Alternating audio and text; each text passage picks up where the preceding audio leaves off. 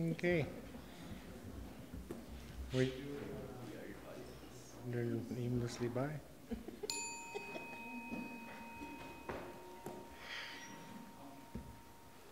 Did you want to say something, Ms. Cottle? So at this time, I will look to the agenda, there's no public question period. Well, I should just note before we start, this is, as everybody probably remembers, this is June 19th. It was 5 years ago tonight that whole little experience started up. Wow. 5 years ago today. Well, look where we are now. Still trying to get approval on a structure. Okay, yeah, I'll call the meeting to order, and there's changes to the agenda. Yes, Your Worship. Administration would like to add an in-camera item, L1, and it's just regarding provincial government communication that is protected for third-party business interest reasons. Okay. Thank you. I'll then move that the agenda be adopted as amended. Those in favor? Opposed? Motion is carried unanimously. There are no delegations. Looking to the minutes of June 5th. Are there errors or omissions? Should be Councillor McCallum. Apparently, item 129D-2018, I voted for and against. Yeah, that didn't surprise me. Buy, sell, buy, okay. sell. Are there any other errors or omissions? See none, I'll move the minutes be adopted as amended. Those in favor? Opposed? Motion's carried unanimously. Moving on then to item G1. Development permit 2018-055 for the new construction of a hot tub patio located at the Lamphouse Hotel at 610 Main Street. Ms. Allman? Mr. Henry? I will step in first before we get started with the development permit. So I don't know that all of you have actually met our new intern, Lindsay. She is here on 2 years with the municipal internship program through the province. So she's going to come up here and do her first presentation to you. And she's also going to give you, like her elevator pitch just about who she is, where she's from. So super. I'll leave it to her. Thanks very much. And welcome to the town of Canmore. We've already spoken several times, but it's nice to have you actually here formally speaking to council and tell us a little bit about yourself. Yes, thank you. I've seen you a few times of walking across my fishbowl, so appreciate that. Yeah, if I was you, I would close those blinds. It's kind of nice seeing people walk by. I feel like I know who's in and out, but anyway, so like Marcus said, I'm with the town for 2 years. I'm originally from Southern Ontario, town of Aurora, half an hour north of Toronto. Got my BA and BEd at Brock University in St. Catharines, and then my Master's of Planning at Queen's University in Kingston. And last summer, I had the privilege of interning for the city of Calgary. I was working on their Green Line LRT, which has thankfully brought me to the town of Canmore, where I am with you now. Great. All right. What did you say you did at Queen's? My Master's of Planning. Oh, there's a graduate of Queen's over there. Hey. We can wear our matching sweaters together sometime. Oh boy. I've seen what some of the engineers do with their jackets. Oh God. Well, it's great to have you with the town, and council always goes easily on new staff, their first time presenting to council. So take it away. Oh, thank you. All right, so today we'll be talking about the Lamphouse Hotel Hot Tub Patio. It is DP 2018-055, located at 610 Main Street.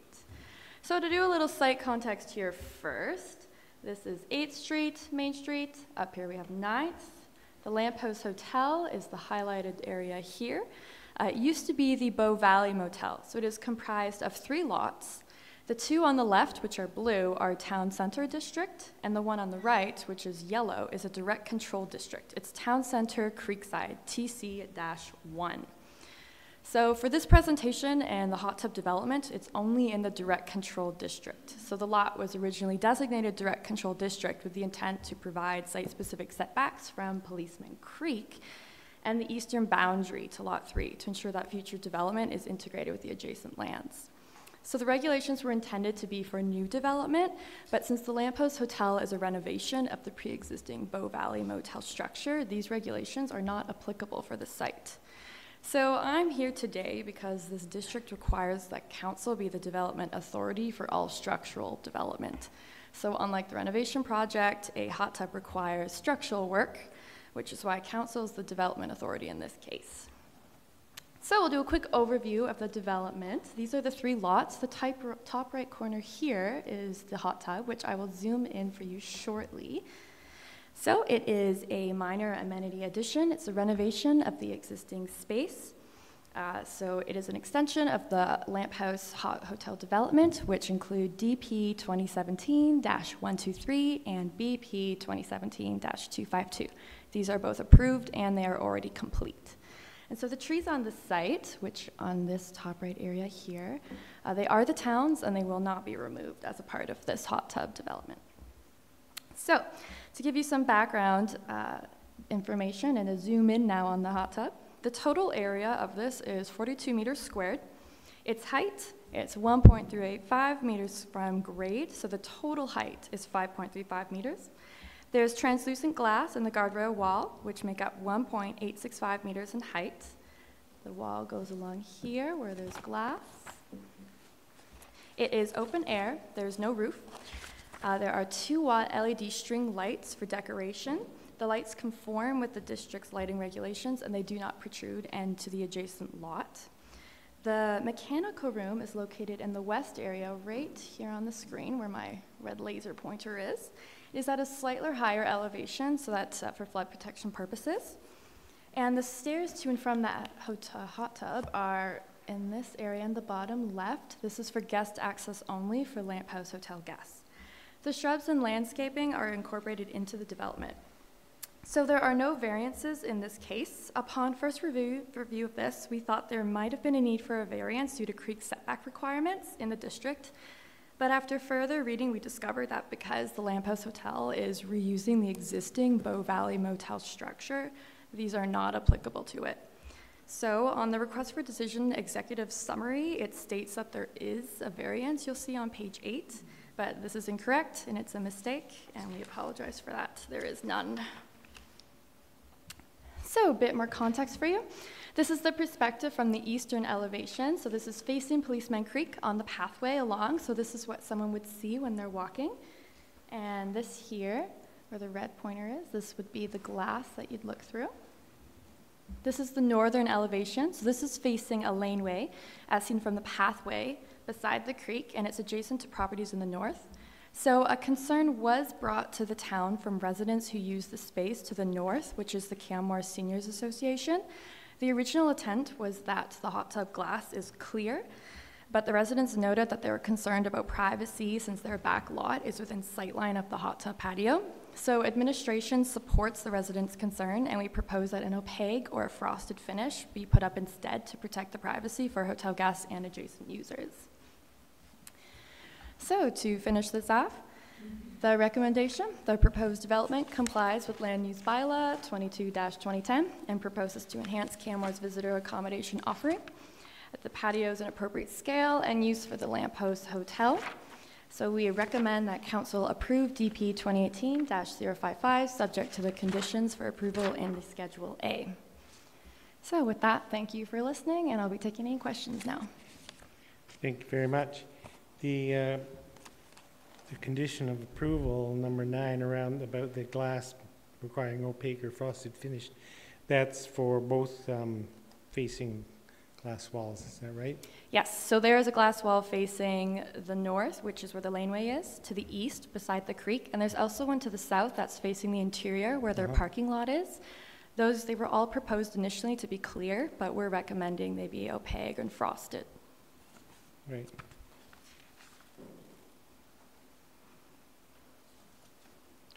The input that you had from the Seniors Association, was that in response from the posted notice, or? Mm-hmm.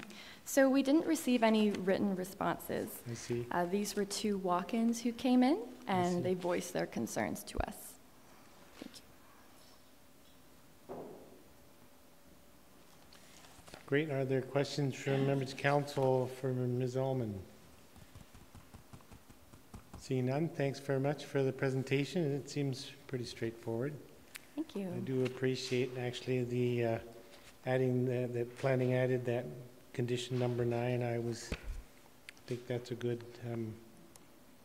choice. Oh, thank you very much. So with that, then I will move the council approve DP 2018-055, subject to the conditions in the attached Schedule A. There's discussion on the motion. Seeing none, I'll call the question. Those in favor, opposed, motion's carried unanimously. Moving on then to item G2. Mr. Asarte, the summer fare free Canmore local transit.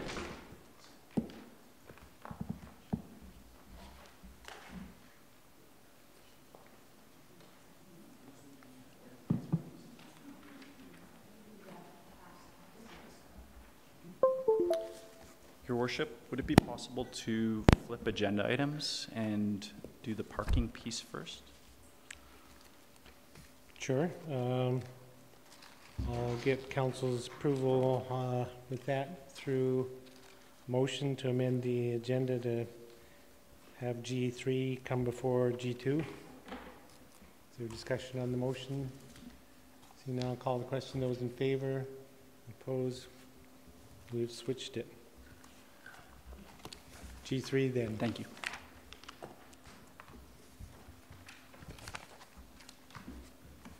Good evening, Council. I'm here tonight to recommend that Council approve the Integrated Parking Management Plan for planning purposes. There's been a number of presentations to Council now, and in those previous presentations, we've gone through the work of defining our challenges, looking at our community values, what goals we have for our community, using those to shape the ways in which we approach the solutions, and have reviewed the recommended strategies for addressing both transportation and parking in Canmore. This information is summarized in the decision report. It's also available online to anyone watching that's interested in the background information. The Integrated Parking Management Plan is attached with the agenda. For consistency, its development has been coordinated together with updates to the Integrated Transportation Plan, and that will come before Council in 2 weeks. My presentation today is going to be looking at, just from the highest level, the goals of the plan and next steps for implementation if it's adopted by Council.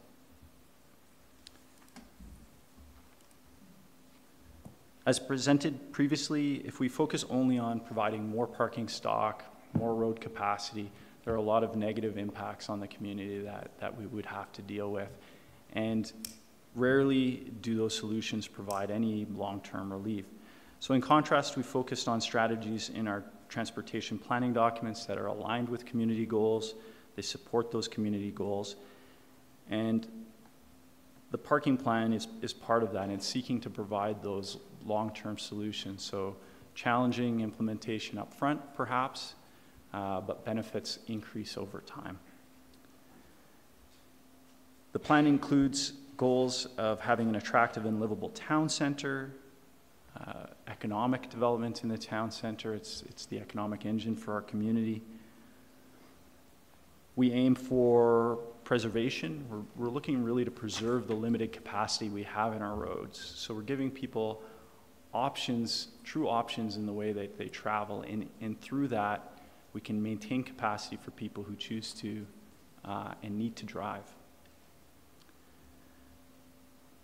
The plan's parking management strategies support our environmental goals, and in the long term, this is going to mean also that we have cost savings, financial cost savings. The solutions here, if we can defer a parkade for a decade at an annualized cost of a parkade of $1 million a year, we can save significant money in terms of how we're managing transportation. And it's also important to keep in mind that this plan is also about improving motorist convenience. Right now, we're not providing a very convenient system for people. They show up and the parking's not available. And this plan provides strategies that's going to ensure motorists have good information on their travel. When they arrive at the destination, they're now going to have choices. There will be a parking spot available in the place that they're looking.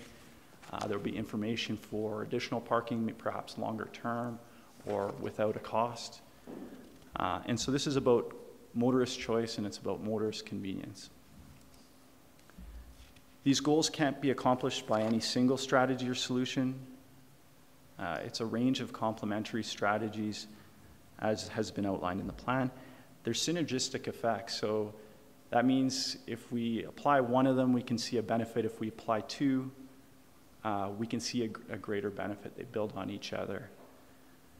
And that means the total impact's greater, and for that reason, we should be moving forward with implementing them together, and together with our larger transportation plan. While paid parking usually gets singled out by some, as you'd expect, I've been encouraged by feedback I've received from a number of individuals who are pleased to see us starting to look at parking from a more comprehensive view and looking at it as a complete plan. In terms of paid parking, it's one of the most effective of the strategies proposed, and it's an important part of the plan. I'd encourage those in our community that may be opposed to the idea and principle to review the plan and become more informed. There are a lot of important details as to how it would be rolled out. For example, price parking improves convenience by ensuring spots are available. It's really the only tool we have to make sure that a spot is going to be available on Main Street. And we would adjust it so that the pricing is the absolute minimum amount to ensure that that spot is there on that block when someone shows up to use it. It's only proposed in areas of high use. And in those areas of high use, it's still recommended that it be first 30 minutes free. And so this really is high value use now on Main Street. Beside the coffee shop, you can run in, get your coffee, run out. That parking spot is then put to good use. It's working hard. It's able to serve the maximum number of people by encouraging that turnover. Things would be applied seasonally. Our peak season's in the summertime. We're really looking at managing that summer peak season. There could be some off-season application to Main Street, and again, looking at having flexibility to monitor and manage to that goal of having parking available. Can create revenues for town center enhancement and for transportation initiatives. It can be tested and changed. So because we're going down this path doesn't mean we won't listen to concerns, observe what's happening, respond to feedback, and adjust things as we go. And that's a really important part of the overall plan. Next steps, if adopted for planning purpose, we'd recommend that this summer we pilot a fare-free transit service for Canmore's local. Parking in town center working group meetings would be initiated. We're working now on policy updates, and we would be looking to develop those and bring those back for council consideration. This is around parking requirements for new development and parking cash in lieu. There'll be an opportunity this year for input on policy from key stakeholders, and we'd also look to do engagement around, if we're looking at changing time restrictions and implementing price parking, we'd want to do engagement with the community on the impacts. And I'll talk more about that in a second. That engagement around some of the more impactful initiatives would be really asking a couple of questions. What are the barriers you see to the strategy being implemented? We would want to get that feedback.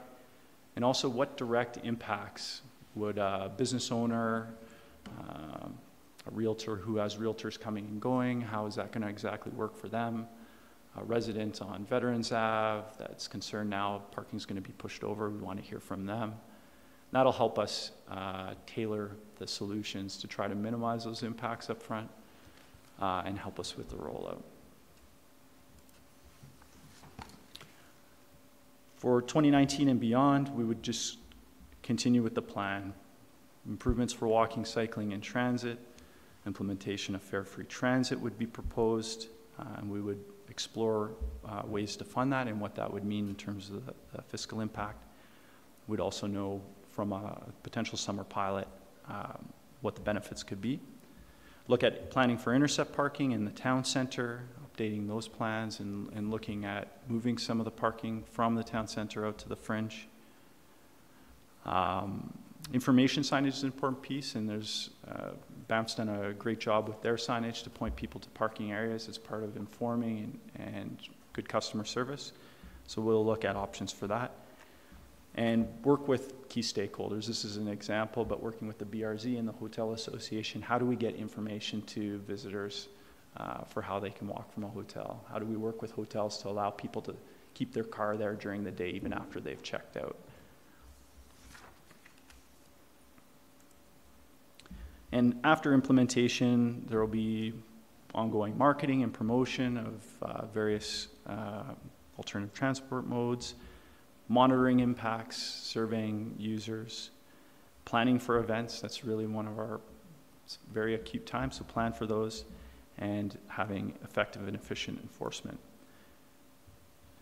The plan recommends being flexible so we can monitor, adjust, and this will be ongoing. This is part of what we do. There were a couple key alternatives outlined in the decision report.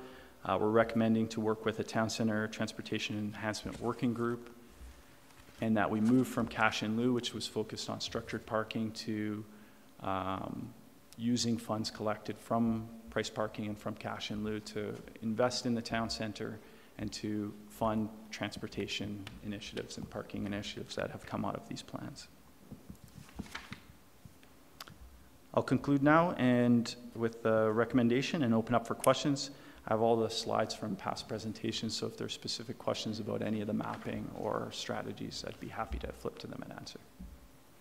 Thanks very much. And certainly I was thinking, as you're presenting this evening, the real value that I'm finding, and I think the rest of council, from having something like this presented at several different occasions over some time, to give us an opportunity to really come to understand the full plan and ask a lot of questions. So when it gets here to council for a decision, we've had great opportunity to understand the plan. I think that works very well. And also, I mean, the presentations and discussions have been in public, so the public is coming along with us. I have a few questions, and perhaps other members of council do as well. Just from something you said in your presentation about the annualized cost of parkade is $1 million a year. I can't remember if I've heard that before, but can you walk me through that calculation? Yes. Roughly speaking, so the land cost or the opportunity cost of the land, you have to consider, if you want to build a 250 stall parkade, you're going to have to bulldoze 100 parking stalls of existing parking. So you might get 150 additional stalls or 200 additional stalls total. So it's not a big increase in the amount of parking. There's an opportunity cost of that land that you need to consider. It's valuable, it has a value. It could be redeveloped and taxed. There's the cost for the structure itself. In the 98 Town Center Enhancement Plan, it suggested that it needed to be a structure with integrated commercial. That type of structure was recently built in Calgary, a much larger structure where they'd have economies of scale for $75,000 per stall. So if you're doing something like a 200 stall parkade, that's $15 million just in your structure costs. Then each year there are enforcement costs, there are maintenance costs. Those structures are high maintenance, they wear and tear. And when you add up all those components, you very quickly get to about $1 million with financing and land costs. Great, thanks very much. That's an interesting or different way of considering that, which I haven't done before.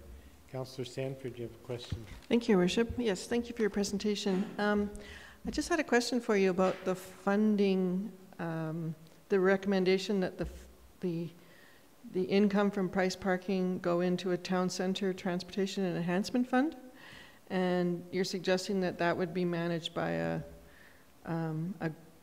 a working group that would make recommendations to council. So how would we earmark this money for transit if it's a working group that would make the recommendation? Ultimately, it would be at council's discretion how that was used. If it was intended for transportation initiatives and it was a desire of council to do fare-free transit, that could be identified by administration as one of the funding sources coming from that reserve fund or that income source of parking. It would be entirely at council's discretion. But it wouldn't be ultimately linked in any way. It would go into a reserve fund. It would be recommended by a working group. Council would review it, but it's not automatically going into fare-free transit to offset it? It would be an identified funding source for the operating cost of fare-free transit. It would be one option, but it wouldn't automatically go in there, right? That's right. But council would, so if council determined that that was the priority, then the working group's recommendations, if that wasn't what was being recommended, then council would have to be considering the recommendations too, I guess. It's a good point, and I haven't really explored what that would look like. It's more philosophical at this point, that if you're going to collect revenues for parking, you reinvest it back into the area where you're collecting that and invest it into transportation initiatives that are identified in the plan. What that mechanism looks like, I think we'd have to explore as part of looking at the cash in lieu policy with council and with stakeholders. But if you're talking about an enhancement fund, is that a downtown enhancement or just strictly transportation enhancement? Downtown, so there are two components to that. One is managing transportation, so investing in something like fare-free transit. And the other that communities have been very successful with is collect parking revenues and reinvest it into enhancement, nicer sidewalks, street trees, public space, and it really acts to revitalize. The thing that's not recommended is to collect parking revenues and put it into general funds, general revenue, and spending it outside of the area it's collected. Okay. Can I ask another question? On page, well, I'm going to go to page 46. It's the map of the downtown that you provided us once before. I just had a question about the traffic flows and volumes.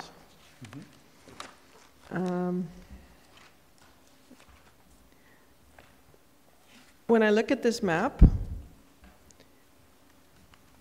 it looks to me like Main Street is, when you look at relative traffic volume, it looks like Main Street is low or medium versus 10th Street and 7th Street. Which exhibit are you? What's the exhibit number?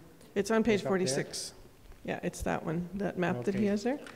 So unless it's just the way it's transcribed, it just looks like the high traffic areas are outside of Main Street, 10th Correct. Street and 7th Street. So is there going to be a way to, are you planning to divert traffic off of Main Street? This traffic flow map comes from the Integrated Transportation Plan, where it recommends encouraging traffic on routes outside of the west 2 blocks of Main Street and the north-south block of 7th, making that local traffic, encouraging local traffic to use that area. So if you're coming to park there, or if you're accessing a parking lot, drive those roads, but otherwise that being focused as, or transitioning to more of a people place. So we're seeing that with more patios, adding some green space, changing the focus from being a main traffic link to it being more of a vibrant town center. Not quite a plaza, but there would be potential for having a temporary closure or seasonal closures, weekend closures. But in order to do that, you need to facilitate the movement of vehicular traffic around those 2 blocks. So what we would be looking at is improving the link up through 17th to Fairholme, improving the connection across 10th, improving the route around 7th to allow for traffic to flow. So that's a proposed relative traffic volume. But that's where the paid parking is on the low traffic volume area. Correct. And what sort of ways of diversions will there be to encourage people not to go on Main Street? That's what it sounds like. If we're going to a low volume, then we're encouraging people not to go on Main Street? Or drive on Main Street? Exactly. Trying to discourage through traffic. So we don't want goods movement happening on those 2 blocks of Main Street. We don't want through traffic necessarily on those 2 blocks of Main Street. The idea is that the traffic that's there is local. It's arriving at the town center, so there's parking on those blocks for people who are arriving. But if you're through traffic, trying to facilitate moving around the town center and preserving that space as not being an arterial road. And that's what we've grown up around. That was the link across town. So it was originally an arterial road, and over time we've built alternative routes. And so looking at Main Street in those 2 blocks as being an activity street. So less traffic, more pedestrians, but that's where the paid parking is, right? That's where it's being proposed on this map? Yeah, and so the idea being you arrive to the town center. If you want a convenient spot on Main Street to run into the bank, it's there. You can run into the bank for 30 minutes or less without paying for the parking there. And then you vacate that spot. If you're a visitor arriving at the downtown, you arrive via Main Street or 10th, you're being pointed to areas where you can park for a longer duration. So 4-hour parking here, 4-hour parking there. Trying to keep that through traffic from hunting around for parking spots on Main Street. Or if they desire the most convenient spot and they want to park on Main Street for up to 4 hours, then there's a price for that. So that creates an incentive, disincentive for people to go park in more desirable spots, the lots on 7th, for example. Okay, thank you. As long as we're on that map there, Exhibit 10 in the plan, just clear up for me the coloration, the hatching and all. So in the legend, there's just a gray hatched area. It says 15-minute free, but because of all the other overlaid colors, I'm not sure where. That's directly in front of the Civic Center, the current 15-minute free. Oh, right there, okay. So those 3 spots, more or less, looks like, would be 15-minute free and then paid post 15 minutes. Right. And second one by the mailboxes. So Right. I heard mention of someone saying they were going to not do mail in the town center anymore. And this is an example where this will actually make it more convenient for them. Those spots in front of the post office with restriction will be free and open for them to be able to continue running in and doing a quick errand at the bank or post office. Great. And both of the different blue colorations would be not paid parking. Correct. Right. Thank you. Councillor Seeley. Thank you, Your Worship. Thank you for your report, Mr. Asarte. There's a lot of really good work and recommendations in this report, and I see it making a very positive impact for retail visitors and visitors to town. Wondering about fees in lieu of parking. Were you going to establish a working group to discuss those and go through that? I'm thinking maybe engaging the BRZ, BODA, and Bow Valley Chamber as part of that group. What other makeup, or what other recommendations would you have to? I think it'll be important to keep that group informed. Ultimately, the amount the fees charged in the plan is linked to good parking management practice, not necessarily linked to developability or development costs. It's clear from the report that we're overcharging right now, and through that, because of an old philosophy around parking spot on site, a private spot being as valuable as a parking spot off-site, which it's not. The off-site spots are shared and they're more functional. So we want to ground it in science, and we want to ground it in good rationale, and we'll keep the development community and BRC engaged in that discussion. And part of that will be intercept parking and price parking. I suppose it all kind of works into what the fee would be. An intercept spot is a lot more economical to provide than a structured spot downtown, and we think about how that could function. It could function equally well during peak times, so that might be part of the rationale, is how much does it cost us to do an intercept parking stall. What kind of timing would you be looking at implementing the in lieu change? There's two components to the policy, the cash in lieu and the land use bylaw. The land use bylaw updates are advancing. That includes more than parking, but we're working to incorporate the parking updates in that if approved. And I'd see it in that same time frame. Hopefully before the end of the year, those two policies would be updated. Okay, good.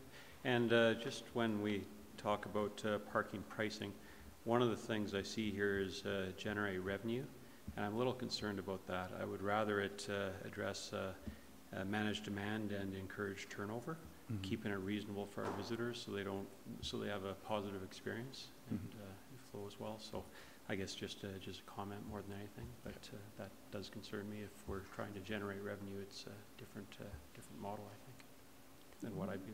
I mean, well, paid parking always generates revenue. The question is, what do you do with that revenue? And how much, and what's reasonable, and what are the tolerances? Yeah. I think there's some suggested rates in the plan. So on the same topic, Mr. Sarté, the plan discusses two alternatives: the Transportation Management Association or Town Center Transportation Enhancement Working Group.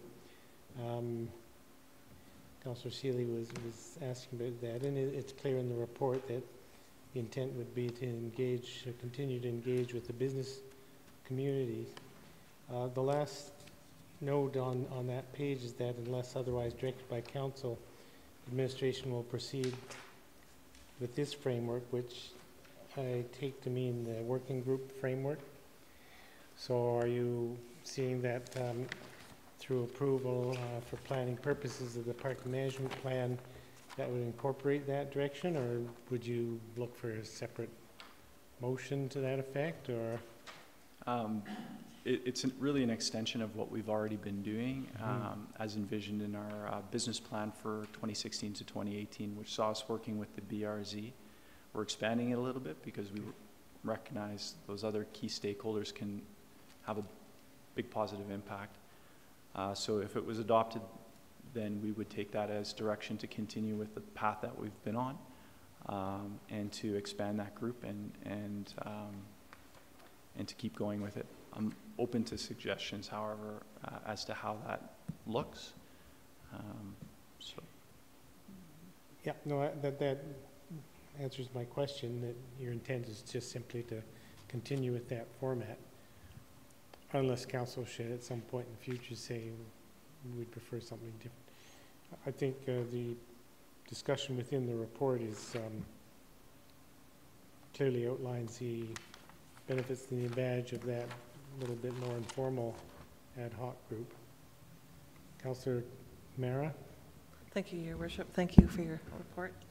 You mentioned enforcement costs in parkade. Also, there would be enforcement costs when it comes to the paid parking and rotation for 4 hour, 2 hour.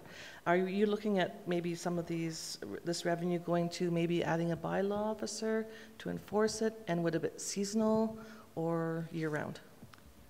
For the initial proposal here, we presently have 2 seasonal bylaw officers, and at first glance, it appears as though those seasonal bylaw officers that we have would be able to support the plan as it's presented. We would need to explore that more, look at what the technology is, A lot of the technology actually helps with the efficiency. It makes it easier to do enforcement. 4 hour versus 2 hours, there's less enforcement required. So at this point, we don't anticipate additional resources for enforcement. We would learn more through exploring the details of the rollout. Okay, thank you. To that point and related points, I appreciate that the plan is just before council for consideration of approval for planning purposes, in that every part of the plan will roll out over time. And certainly a number of the initiatives that you've described and we've discussed would require approvals, capital budget approvals or whatever for 2019. So there'd be opportunity to have more discussion around some of those impacts or those side-related considerations when it comes to for budget approval. Correct. Yeah. Councillor Sanford. Thank you. Just relating back to that map of the parking again, when I'm looking at around 7th Street, you have in the orange section that is seasonal paid parking. There's also permit parking. Can you describe the permit parking that you would suggest? What we're proposing is for the roads fronting into the core that have current residential. If we were to implement time restrictions on those streets, that we would also look at providing passes for the residents who are currently fronting onto them, which would allow them, and that's again working through the engagement to get the details, but it would allow them to park a vehicle on the street or a visitor vehicle on the street. Okay, so that's for residential, for the people adjacent to that street, that would give them priority. Correct. But that would be a 24-hour priority as opposed to a 4-hour seasonal? It would offer the flexibility that is reasonable for a person living on that street. The other map we have, Councillor Sanford, is the map showing the parking management zones. And just as 7th in this example has some 4-hour restrictions with a pass system, if we were finding that the overflow or spillover was impacting some adjacent streets, we could apply the same type of pass system, time restriction system to the adjacent streets, work out from the core. Okay, thank you for that. Councillor McCallum. Thank you, Your Worship. Thank you for your presentation, Mr. Sarte. I just wanted to understand a bit better and try to understand how it might roll out, knowing that this would be something that would come to council down the road, so more detail would come then. With regards to the philosophy about reducing and requiring more accurate parking requirements. So I recollect last week when we had a presentation with regards to this, that the contractor spoke of sort of requiring a minimum amount of parking requirements for new development, but allowing space for, if that doesn't work, then the, not that if it doesn't work, if it doesn't pan out as proposed, that then there would be a plan B. How do we see that working with regards to, I'm just trying to imagine how that would work from a development perspective when developers are pretty keen on assurances. We need to work out details of what that parking policy would look like. And that would be a next phase of work, working with the consultant to look at, some of it's just going to be what makes sense. So this parking requirement of 30 parking spaces for a bowling alley in the town center when our parking's not utilized in the evening very, very much. Does that make sense? Or do we want to encourage that? So looking at the requirements,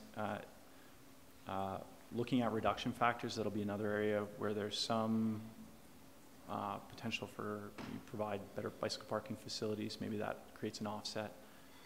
And then the contingency-based planning, I think the example you gave is a good one. If they require 30 spots, but there's some sense that it might be too much, and they can provide a grassed area that could be converted.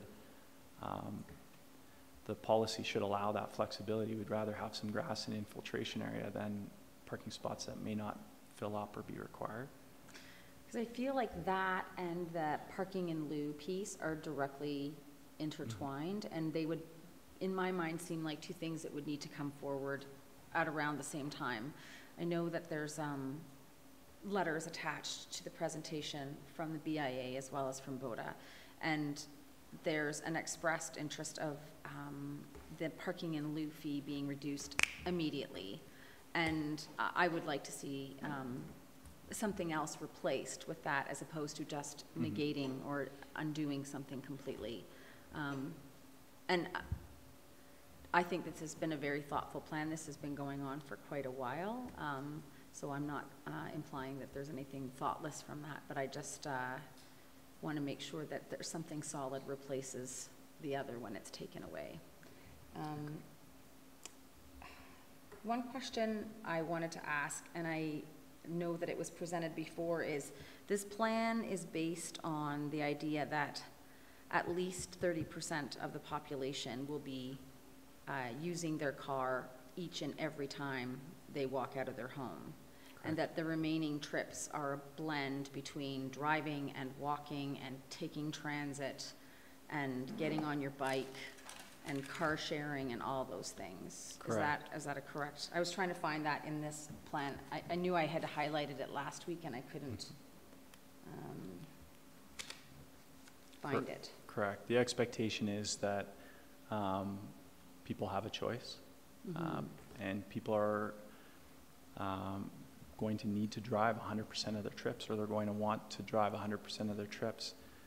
And the plan accommodates for that, a full third of people to do that. And then it's a blend from there. Some people might take one trip for Folk Fest a year, walking down or bicycling down or taking a bus down. That's a contribution in terms of the overall plan. And some people, through need or desire, will walk everywhere or take transit everywhere or bicycle everywhere. And what we want to do is enable people to have choice, true choice, because in a community like ours, when you do that, people will choose to walk, they will choose to bicycle, they will use transit. And that's what's going to make our network work. I think that's all the questions I have now. I'd asked others in other meetings, so thank you. Councillor Hillstead? Thank you for your presentation. When it comes to handicap stalls, are they going to be charged or are they going to be free? And then, yeah, just especially on Main Street, since it's a really good question and a detail to work out.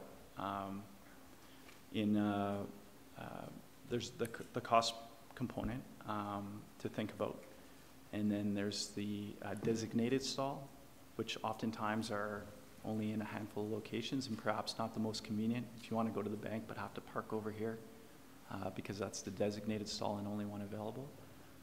So thinking about maybe making it, if we can ensure that stalls are available and we think about the pricing piece, it might be more convenient to have designated stalls, but then there's options for people who have disabilities.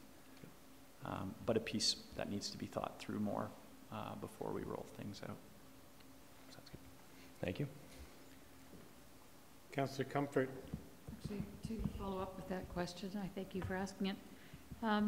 Would it be possible to have, so at the moment they're designated handicap stalls and signed that way. So I had a question about, are they time limited if they're in a parking lot like the 4-hour parking lot there behind Arts Place and that?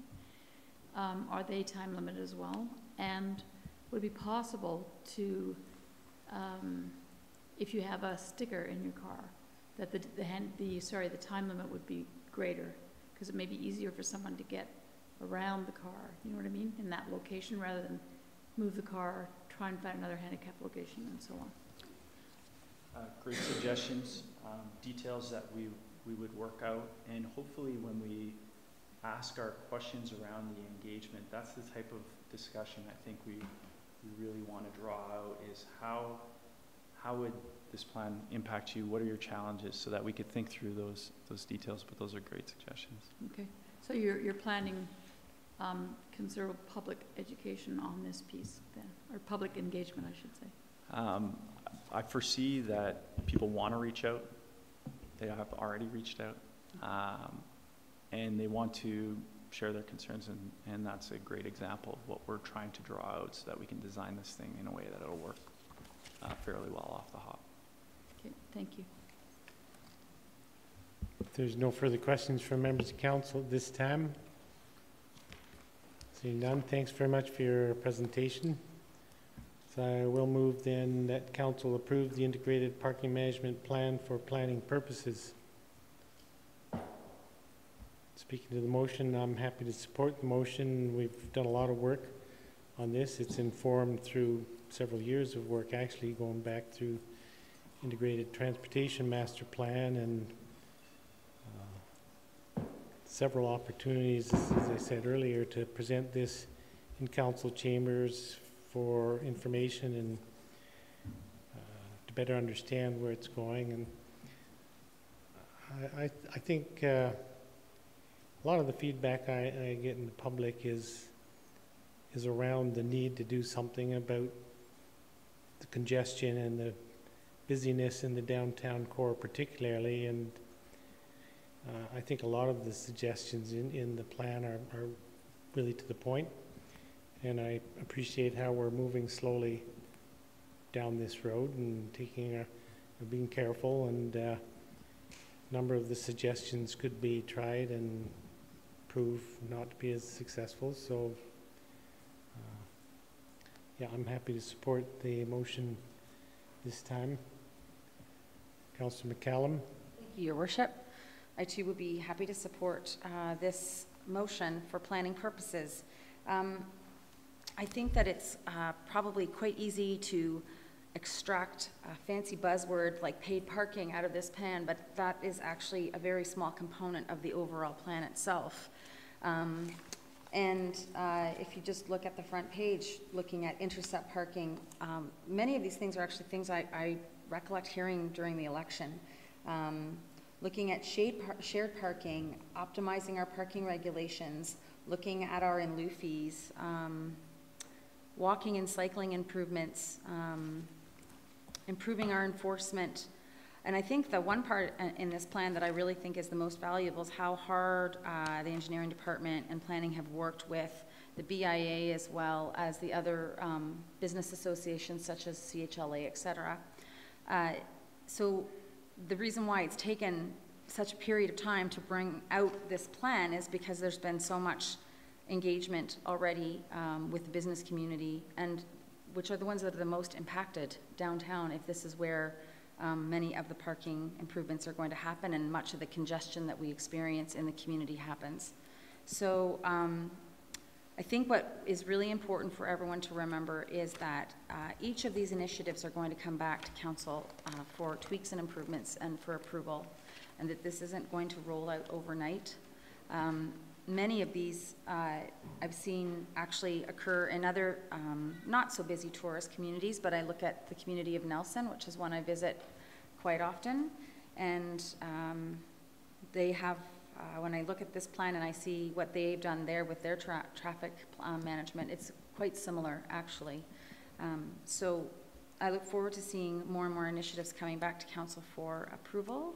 And I actually look forward to talking about the next thing on the agenda, which feeds into this document. So I'll be happy to approve this. Councillor Hillstead. I will also be happy to support this motion. I just like the fact that it gives us options and flexibility, and you know, not all the strategies may work, but hopefully some of them do, and we get some better parking and better traffic flow going through our town. So. Yeah. Great. Councillor Sanford. Thank you, Your Worship. Well, a lot of thought has gone into this, for sure. And I think some of the ideas will work. And I think we need to try things because we do have some serious traffic issues. I like the fact that we're also considering reducing the parking in lieu, not completely eliminating it, but bringing it down to a smaller level to help the downtown businesses in the redevelopment plans.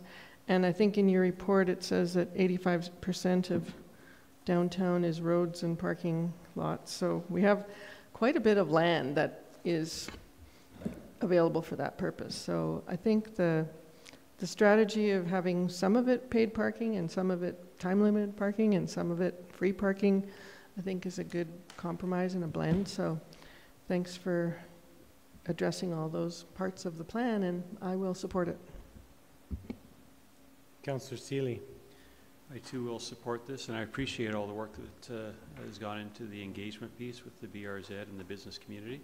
And I look forward to many things in this plan that'll make the town a little less congested and better parking overall, and lots of solutions. So thank you. Councillor Mera. I too will be supporting this motion.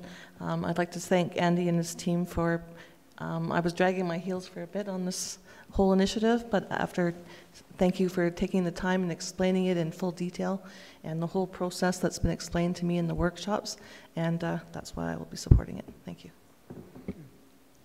Councillor Comfort. I will add my positive voice to those of my colleagues, and again, also my thanks for all the planning that's gone into this. I think one of the things I like about this is it's a clear public acknowledgement that there is no silver bullet solution, i.e. a parkade, and how much money we can actually save and implement in a different way. And the idea of multimodal solutions to our parking problems. So we're not saying you have to bike year-round everywhere. We're saying do different trips. Instead of doing it just one way, do it different ways at different times, and that can really help the situation. And I also acknowledge that this department will pay attention to the feedback and pay attention to what's really going on in real time. So if something doesn't work, it doesn't work, and they will change it. And I look forward to those adjustments. Thank you very much for your work. No further discussion on the motion. I'll call the question. Those in favor? Opposed? Motion is carried unanimously. We'll move back to the future then, item G2. Summer fare free Canmore local transit. Mr. Asarte. Thank you, Your Worship. I'm here to recommend that Council approve a summer pilot for 2018 for the local Canmore service to make it fare free, with a budget of $15,000 to be funded by General Operating Reserve. Public transit, as we've discussed, is a key piece of our plans to manage transportation. The updates to the transportation plan identify for us a goal of 5% transit mode share during the summertime by 2030. And we're still a ways away from that goal. We're only in our second year now of local transit being initiated. However, we're already seeing some promising growth in ridership, and we're up 35% in the first 4 months of 2017. As a way to maximize ridership and all the benefits we get when we maximize the ridership of our transit system, the buses are out there, let's fill them up. Several of our key planning documents recommend exploring fare-free transit. That includes the Commission's, the Bow Valley Regional Transit Service Commission strategic plan, which recommends exploring fare-free transit, and both of our ITP and integrated parking plans. Based on research for resort communities like ours, we can expect to see an increase in ridership of 20 to 60%, and with a very small sample size, the initial 2-month free period that we had back in 2017, we did see significantly higher ridership than later months when fares were reintroduced. So for that reason, and also to really collect data and to inform where we should go in the future, we're recommending this fare-free period on the local service only, so you'll have to pay to transfer to the regional, and that's important. This is specific to our community. And that we run it between June 29th and September 3rd. We're capturing all the remaining long weekends during our peak season. For that period, we're foregoing $11,500 in anticipated revenue, and we're including in our recommendation and our request some funds to promote this. So let's get word out, make sure it's well known, it's understood what the service is, and see it maximize the use. So I'll conclude there. The recommendation is up, and I'm happy to take any questions that you might have. Councillor Sanford. Thank you, Your Worship. Thank you for that presentation, Mr. Asarte. When you mentioned promotion, are you talking about potentially the on-it service as well? Promoting on that service? That there's fare-free transit in Canmore? To users of that service? Yeah, that's what I mean. That's a good idea. Good suggestion. So if people are using the on-it bus, and it stops a couple of times in Canmore, correct? Correct. On its way to Banff and then to the rest of the region, people might be encouraged to visit Canmore because the on-it will bring them here for their price, and then they have free transit locally. Is it currently free to both Canmore and Banff? But if they continue on the other services, there would be costs. If they were to continue on the, because the roam between Banff and Canmore is an additional cost to the on-it user. But if they come into Canmore and want to use Canmore Transit, it's free already.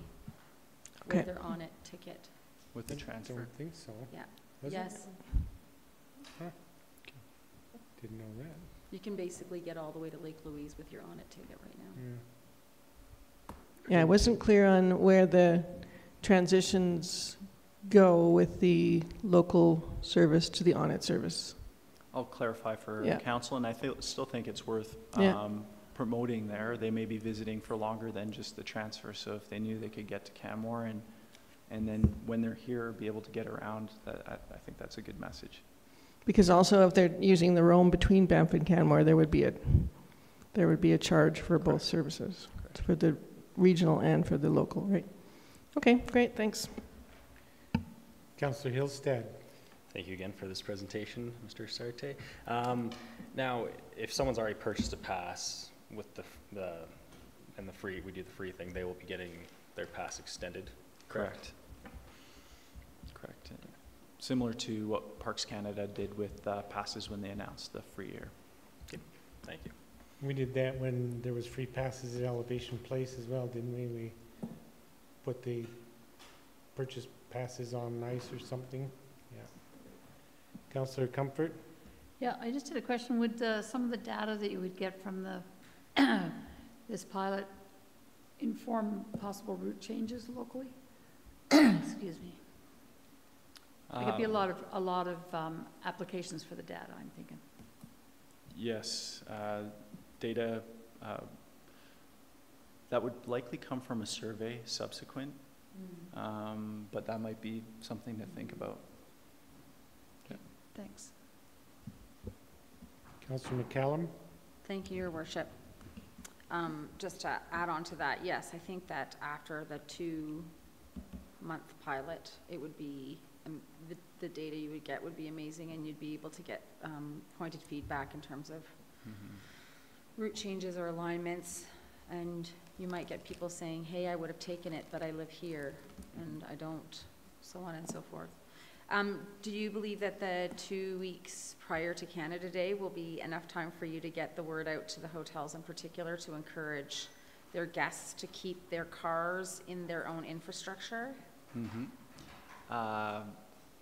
We are looking at how to try to promote as much as possible, and we'll be reaching out to the Hotel Association to try to get that word out to their members. That would be really great if a lot of people came down by bus from the hotels.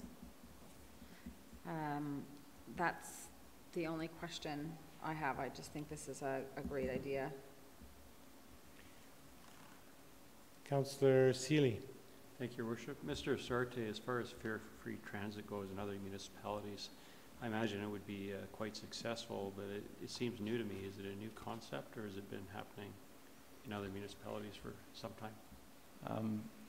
I'm familiar with the municipalities that are in a Transportation Research Council TCRP program. It's a research body in the U.S. that studies transportation challenges and produces reports, and they've studied 30 municipalities around the U.S. that have gone fare-free, and I think the largest was 120,000. A number of them were resort communities. It's fairly common for resorts to do fare-free because of the challenges that we have. And other than that, Whistler also has done some piloting around fare-free, and there was an article in perhaps one of the presentations I gave to council where they were surprised it worked, even though they did it on short notice and it was only for a weekend. They actually took hundreds of cars off the road. Great.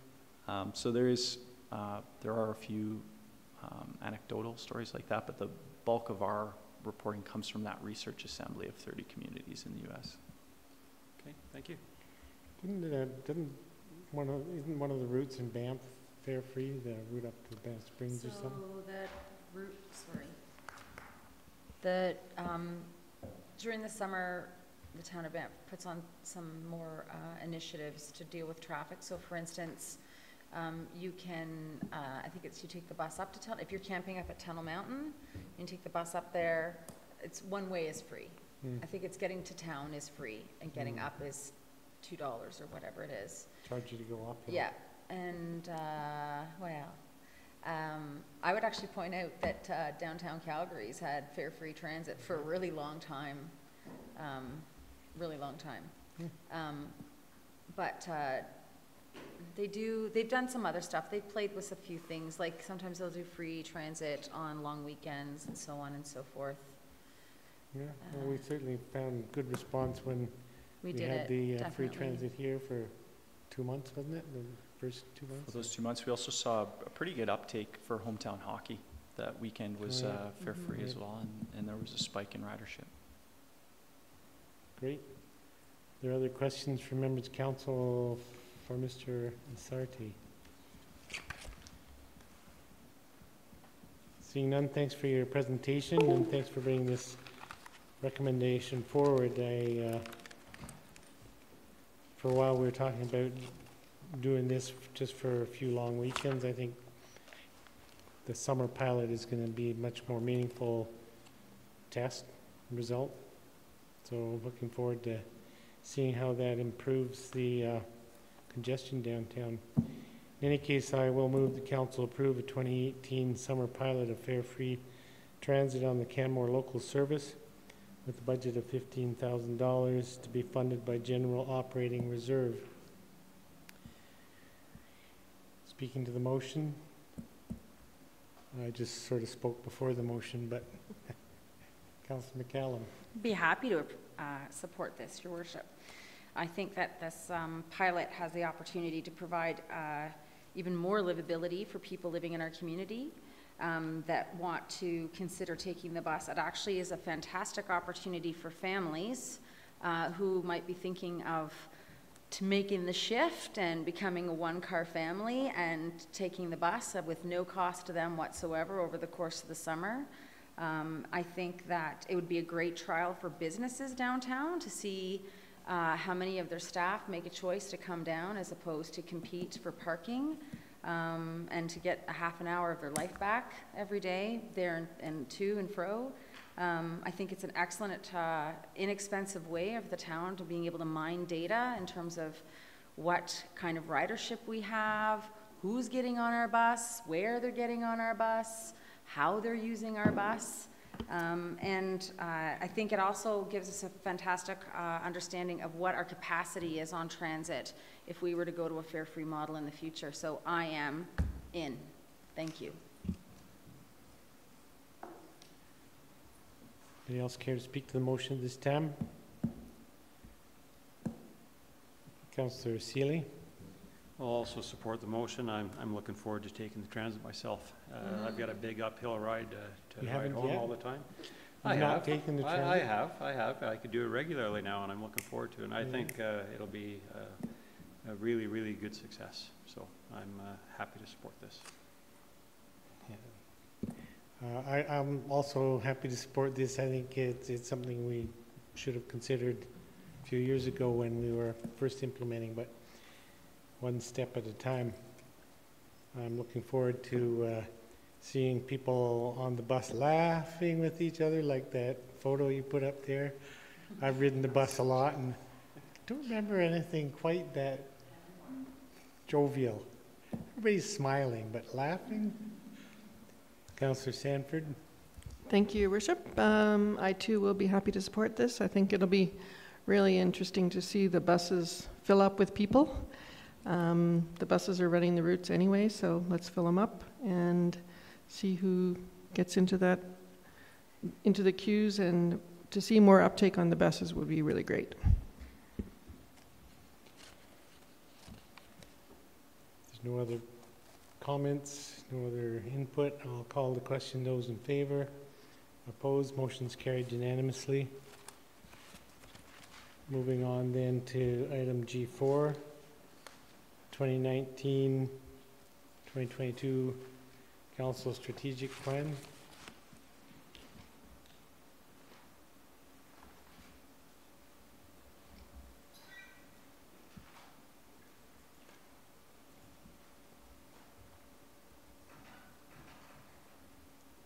Thank you, Mayor Borrellman and members of council. So today I'm before you to present the results of your strategic planning efforts and ask that you approve your 2019 to 2022 strategic plan. Now at a very high level, the plan articulates your priorities to the community and will be used to guide your decisions and to direct administration over the next 4 years. But before I get into the details of the plan, I want to acknowledge and thank Robin Denage, our Manager of Communications, who really did most of the work to coalesce the information that gathered through the strategic plan and put it into a concise and readable document. And she also did most of the work in preparing this presentation and in writing the staff report. So thank you very much, Robin. The objective of strategic planning is to bring together input from the public, from staff, from council, and develop a common vision, set of goals, and strategic priorities that clearly articulate your areas of focus to the community. So the plan was developed taking the input from administration and collaborating with council. And citizen input was gathered throughout 2017, and it was done in a couple of ways. We had the Citizen Satisfaction Survey, which was conducted in the spring, and through that survey, we poll residents in a statistically valid way and get their input on the importance of municipal services, their level of satisfaction with the municipal services, and their thoughts around the priorities and concerns they have with programming or with governance. And further, during the 2017 fall election, council certainly heard quite a bit from the public in Canmore and listened to those issues that were raised and have brought all those issues forward into the strategic planning process. Now, planning takes time, we know that, and between January and April, council participated in 5 facilitated planning sessions, and those sessions included not only looking back at Canmore's history to assess challenges and successes, but also projecting forward and developing goals and priorities to position the community into the future.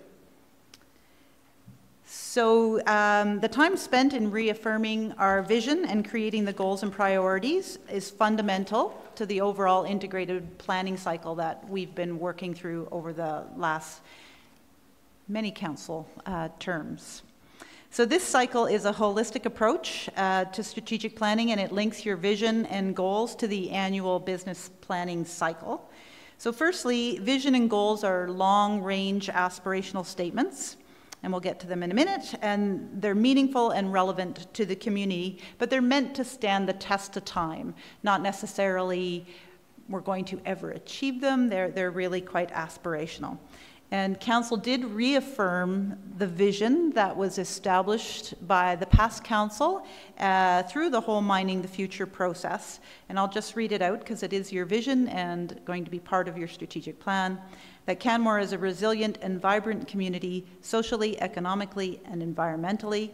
Its strength is in its resourceful and engaged citizens who thrive together on the strength of the community's heritage, long-term commitment to the diversity of its people, and health of the mountain landscape. And so that vision has not changed since your last strategic plan. Now this, oops, I went way too far. Not sure how that happened. Sorry, the strategic priorities, as opposed to your long-term vision and goals, are clear areas of focus that are linked to those goals, though, and they identify specific and measurable, achievable actions that can be implemented within a shorter, generally what we say is the span of your strategic plan timeframe, so within the next 4 years. And these priorities are incorporated into the annual business planning cycle, which repeats itself throughout the life of your strategic plan. And just quickly, the planning cycle, we talked about it today at a workshop, but at the 12 o'clock position, or at the start of the cycle, Council gets a report on the performance of your past year. Then Council and Administration work together, or sorry, Administration works collaboratively to develop action and work plans to build on your priorities. We create a set of budget guidelines that direct the overall budget process to build on those actions. And then once those guidelines are created by Council in September and October, a draft budget and business plan is created. And it shows the link between your priorities and any actions and budget requests. And then in November, we go to the Finance Committee with the budget and business plan that represents your priorities for the community. And ultimately, Council will approve that final budget and business plan as recommended by your Finance Committee in December. Now, the multi-year planning cycle enables long-term planning, and it's a higher level of thinking and prioritization of issues and projects. So therefore, your plan is encompassing the remaining 3 years of your term, plus the first year after the next election. But Council will review it annually and make changes if the priorities of the community change over time. So in 2021, there will be an election, and the Council elected at that time will craft the subsequent multi-year strategic plan in response to the evolving priorities of the community. So that's sort of the strategic planning process and the life cycle of it. And let's now get into what you established as your goals and priorities. So Council articulated 6 priority areas of focus, and each one has a goal and a strategic priority. The first goal area is community, and the first goal is a slight tweak on the wordings from your previous plans. We are a safe mountain community with vibrant neighborhoods and a town center that brings the community together. And then specific to that goal, the strategic priority is that to update and advance the downtown enhancement plan. So that is specific and measurable and achievable through your term. The next focus area is livability, and the goal statement for that one is, we are an inclusive and accessible community for people of diverse social and economic backgrounds. And the strategic priority specific to that goal is that we will forecast, plan for, and create housing options to meet the community's needs. The next focus area is strong economy, with the goal statement being we have a diverse, adaptable economy that is future-focused, and the priority statement to promote economic diversification across business sectors, including the exploration of community broadband deployment. Wildlife coexistence is a new area of focus, and it's been separated out from environmental sustainability as a strategic focus area, with the goal statement being we recognize and respect the need for wildlife to effectively navigate around our planned urban footprint. And the strategic priority is to implement policies and programs to manage wildlife attractants and educate residents and visitors on responsible human use of the landscape. Environmental sustainability remains an area of focus, with the goal statement being we minimize our impact on climate change by reducing our carbon footprint and our waste generation. And the strategic priority specific to that goal is to move towards zero waste through exploration of an organics waste diversion program and improving the participation in our current waste reduction programs. The last and sixth area of focus is transportation. The goal statement, and we've just heard quite a bit about that from Mr. Asarte, is that we effectively connect residents and visitors with our community through our integrated transportation network. And specifically, your strategic priority coming out of that one is to create intercept parking and evaluate the implementation of paid parking downtown in order to fund free local transit services. So those are all of your very specific, clear, achievable, and measurable priorities linked to your areas of focus and goals.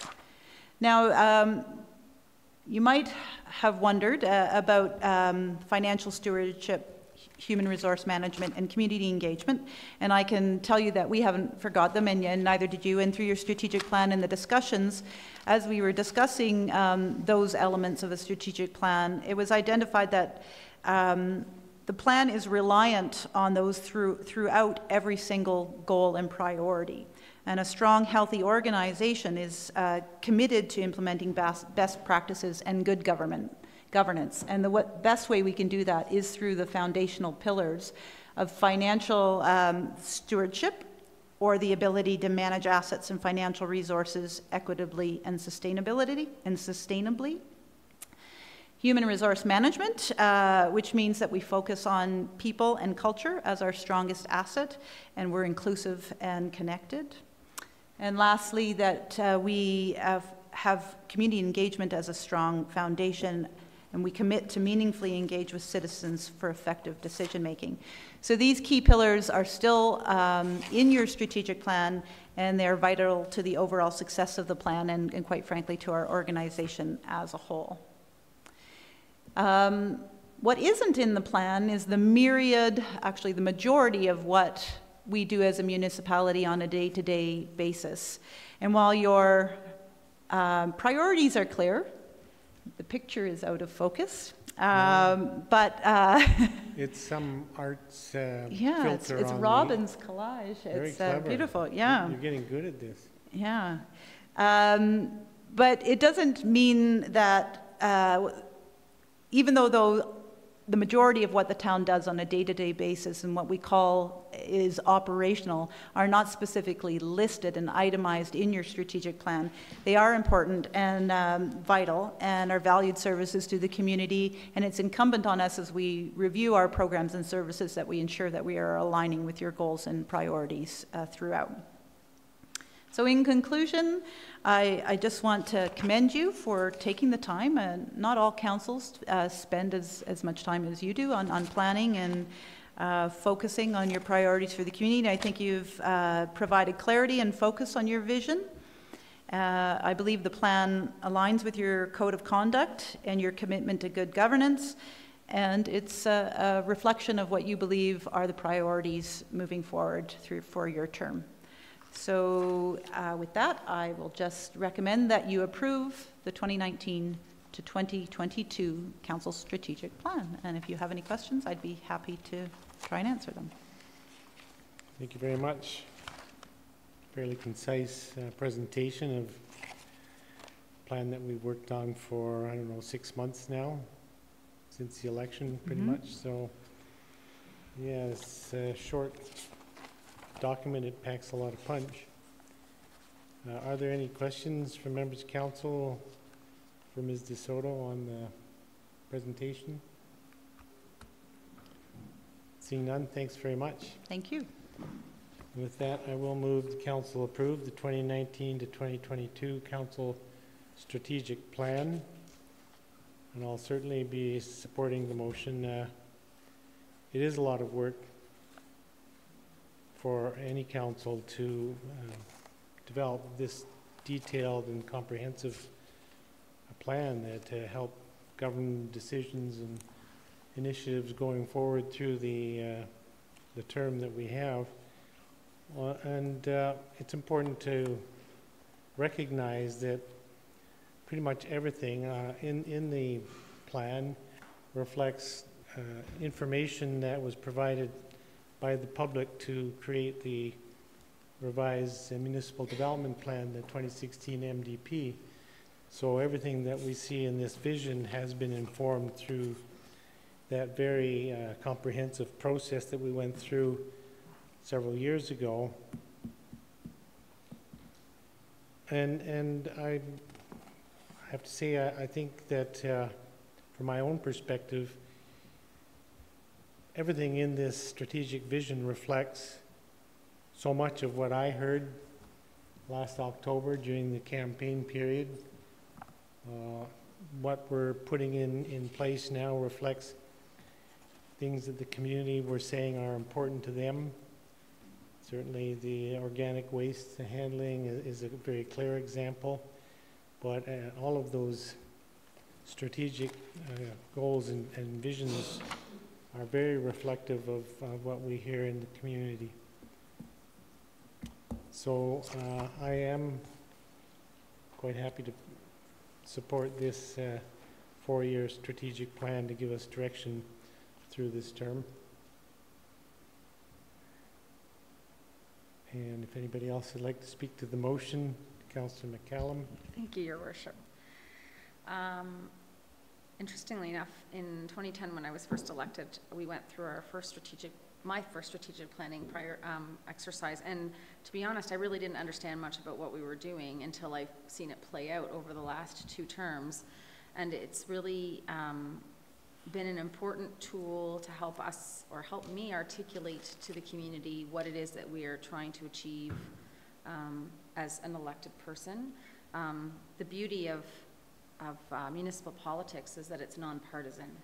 So we have the opportunity to be in alignment with each other sometimes 40% of the time, sometimes 80% of the time, and sometimes 100% of the time. And I find that strategic planning and the exercise of sitting down with your colleagues, and in 2010, they were all new people to me. I think I might have known one. I did not even know Mayor Barrowman at that time. And it was a really interesting way to get to know what other people perhaps, what alternative things other people perhaps had heard during that election, as well as to understand each other's perspective and where they're coming from. And so I appreciate the opportunity to have gone through that exercise. I find it very valuable every few years when we do this. When we update it every year, I find it very valuable. And it's not just an opportunity to connect with the community in terms of touching back and finding out what's important to them. I find it's a really important opportunity to connect with my colleagues to understand where their mindset's at and where their heart is in this job. So I'll be happy to support this. Councillor Sanford. Thank you, Your Worship. I too will be happy to support it. I know that we had a lot of discussions about what sorts of things we need to deal with in this community, and it's extremely diverse. So being able to narrow it down to a few objectives like this helps us focus, I think. And it really does address the complexity of this community, because I think we all grapple with that. We are trying to do so many things on so many levels, and we're trying to do them as best we can. And so to actually have a strategic goal that we can work towards is very, very helpful. And I'm really pleased at how well the wording captures a lot of that complexity. So thank you. There's no further discussion on the motion. I'll call the question. Those in favor? Opposed? Motion's carried unanimously. And just before we move on to an in-camera session, I want to note administration's contribution to this last piece of business. We've gone down the road together since the election, and it's reflective of the strong working relationship that we enjoy between council and administration. It's important that council and administration are on the same wavelength. We're not going to agree on everything. That's certainly true. But it's a really important piece of work that we're doing, and I really appreciate administration's support for council in this process. And with that, I will move the council go in camera. Those in favor? Opposed? Motion's carried unanimously.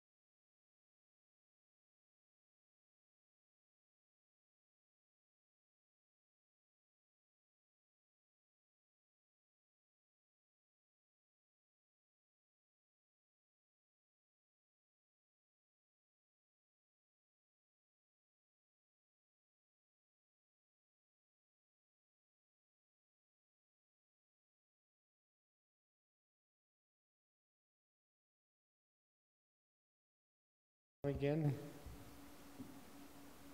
Are we on again? Yeah, we're on. Okay, now that we're out of in-camera, I will move. We're on item G5, appointment of investigator for the code of conduct for elected officials.